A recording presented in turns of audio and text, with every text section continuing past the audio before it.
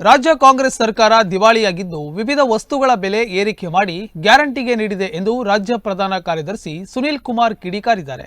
ಬನವಾಸಿಯಲ್ಲಿ ಮಹಾಶಕ್ತಿ ಕೇಂದ್ರದ ಕಾರ್ಯಕರ್ತರ ಸಭೆ ನಡೆಸಿ ಚುನಾವಣೆ ತಯಾರಿ ಕುರಿತು ಮಾಹಿತಿ ಪಡೆದು ಮಾತನಾಡಿದ ವಿ. ಸುನೀಲ್ ಕುಮಾರ್, ಬೂತ್ಗಳಲ್ಲಿ ಉತ್ತಮ ಕೆಲಸ ಮಾಡಿದರೆ ಮತಗಳ ಅಂತರ ಹೆಚ್ಚಾಗಲಿದ್ದು ಪ್ರತಿಯೊಬ್ಬರೂ ತಮ್ಮ ಬೂತ್ ಗೆಲ್ಲಿಸಲು ಶ್ರಮ ವಹಿಸಬೇಕು. ಗ್ಯಾರಂಟಿಗೆ ಬಿಜೆಪಿ ವಿರೋಧ ಮಾಡಿಲ್ಲ. ಅಭಿವೃದ್ಧಿ ಮಾಡಲು ಸಾಧ್ಯವಾಗದೆ ಗ್ಯಾರಂಟಿ ನೀಡಿರುವುದನ್ನು ಕಾಂಗ್ರೆಸ್ ವೈಭವೀಕರಣ ಮಾಡುತ್ತಿದೆ ಎಂದು ವಾಗ್ದಾಳಿ ನಡೆಸಿದರು.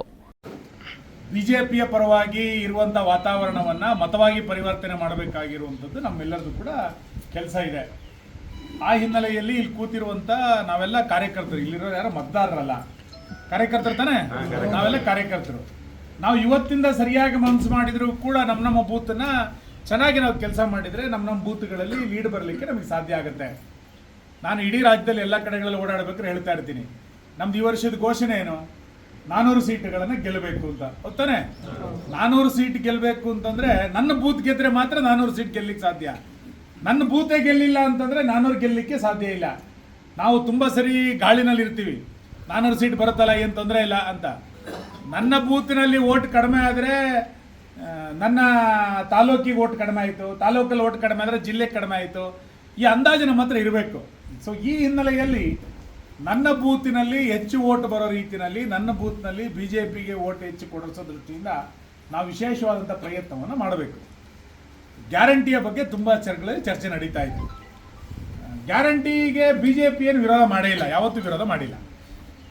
ಕಾಂಗ್ರೆಸ್ ವಿನಾಕಾರಣ ಗ್ಯಾರಂಟಿಯ ಬಗ್ಗೆ ಅಪಪ್ರಚಾರಗಳನ್ನು ಮತ್ತು ಬಹಳ ದೊಡ್ಡ ಪ್ರಮಾಣದ ವೈಭವೀಕರಣವನ್ನು ಗ್ಯಾರಂಟಿ ಬಗ್ಗೆ ಕಾಂಗ್ರೆಸ್ ಇವತ್ತು ಮಾಡ್ತಾ ಇದೆ. ನಾನಿಲ್ಲಿ ಕೂತಿರುವಂಥ ನಮ್ಮ ಕಾರ್ಯಕರ್ತರಿಗೆ ಲೆಕ್ಕ ಹೇಳ್ತೀನಿ. ಕಾಂಗ್ರೆಸ್ ಸರ್ಕಾರ ಯಾವುದೋ ಒಂದು ಯೋಜನೆಯನ್ನು ಕೊಟ್ಟು ಬೇರೆ ಎಲ್ಲ ಯೋಜನೆಗಳನ್ನು ಹೆಂಗೆ ರದ್ದು ಮಾಡಿದ್ರು ಅಂತ. ಸರ್ಕಾರ ಅಂತಂದರೆ ಯಾವುದೋ ಒಂದು ಯೋಜನೆ ಕೊಟ್ಟೆ ಅದು ಭಾಳ ದೊಡ್ಡದು ಅಂತ ಹೇಳಬಾರ್ದು. 10 ಯೋಜನೆಗಳನ್ನು ಸರ್ಕಾರ ಇವತ್ತು ರದ್ದು ಮಾಡಿದೆ. ಉದಾಹರಣೆಗೆ ಇವತ್ತು ಗೃಹಲಕ್ಷ್ಮಿ ಯೋಜನೆ 2,000 ರೂಪಾಯಿ ಕೊಟ್ಟಿರೋದ್ರ ಬಗ್ಗೆ ನೀವು ಹೇಳ್ತಾ ಇದ್ದೀರಿ, ಮಹಿಳೆಯರಿಗೆ 2,000 ರೂಪಾಯಿ ಕೊಡ್ತಾ ಇದ್ದಾರೆ ಅಂತ. 2,000 ರೂಪಾಯಿಯನ್ನು ಕೊಟ್ಟು 10,000 ರೂಪಾಯಿ ಹೆಂಗೆ ಕಿತ್ಕೊಳ್ತಾ ಇದೆ ಸರ್ಕಾರ. ಉದಾಹರಣೆಗೆ ಕೃಷಿ ಸಮ್ಮಾನ್ ಯೋಜನೆ ನಡಿನಲ್ಲಿ ನಾವು 10,000 ರೂಪಾಯಿ ಕೊಡ್ತಾ ಇದ್ವಿ. ಕೇಂದ್ರ ಸರ್ಕಾರದ 6,000, ರಾಜ್ಯ ಸರ್ಕಾರದ 4,000. ಗೊತ್ತಾನೆ, ಕೂತ್ಕೊಳ್ಳಿ ನೀವು ಅಧ್ಯಕ್ಷರೇ, ಕೂತ್ಕೊಳ್ಳಿ ನಿಮಿಷ. ಮತ್ತು ರಾಜ್ಯ ಸರ್ಕಾರ ಸೇರಿ ಕೊಡ್ತಾ ಇತ್ತು, ಗೊತ್ತಾನೆ, ಗೊತ್ತಾಯಿಲ್ಲ. 6,000 ರೂಪಾಯಿ ರಾಜ್ಯ ಸರ್ಕಾರ, ಕೇಂದ್ರ ಸರ್ಕಾರ, 4,000 ರೂಪಾಯಿ ರಾಜ್ಯ ಸರ್ಕಾರ. ಇವತ್ತು ರಾಜ್ಯ ಸರ್ಕಾರದ ಕೃಷಿ ಸಮ್ಮಾನ್ ಯೋಜನೆಯನ್ನು ಸಿದ್ದರಾಮಯ್ಯ ಬಂದ ನಂತರ ರದ್ದಾಯಿತು. ಅಲ್ಲಿ ವರ್ಷಕ್ಕೆ 4,000 ರೂಪಾಯಿ ಕಡಿಮೆ ಆಯಿತು ನಮಗೆ. ಭಾಗ್ಯಲಕ್ಷ್ಮಿ ಯೋಜನೆ ರದ್ದಾಯಿತು. ಶಾಲಾ ಮಕ್ಕಳಿಗೆ ಕೊಡ್ತಾ ಇದ್ದಂಥ ಸೈಕಲ್ ಯೋಜನೆ ರದ್ದಾಯಿತು. ವಿದ್ಯಾನಿಧಿ ಯೋಜನೆ ರದ್ದಾಯಿತು. ವಿದ್ಯಾಸಿರಿ ಅಂತೇಳಿ ಯಾವ ಮಕ್ಕಳಿಗೆ ಹಾಸ್ಟೆಲ್ ಸೀಟ್ ಸಿಗಲ್ವೋ ಅಂಥವ್ರಿಗೆ 1,200 ರೂಪಾಯಿ ತಿಂಗಳ ನಮ್ಮ ಸರ್ಕಾರ ಕೊಡ್ತಾ ಇತ್ತು. ವಿದ್ಯಾರ್ಥಿಯ 1,200 ರೂಪಾಯಿಯನ್ನು ಈ ಸರ್ಕಾರ ಕಿತ್ಕೊಂಡಿದೆ. ಹಾಲಿನ ರೇಟ್ ಇವತ್ತು ಜಾಸ್ತಿ ಆಗಿದೆ.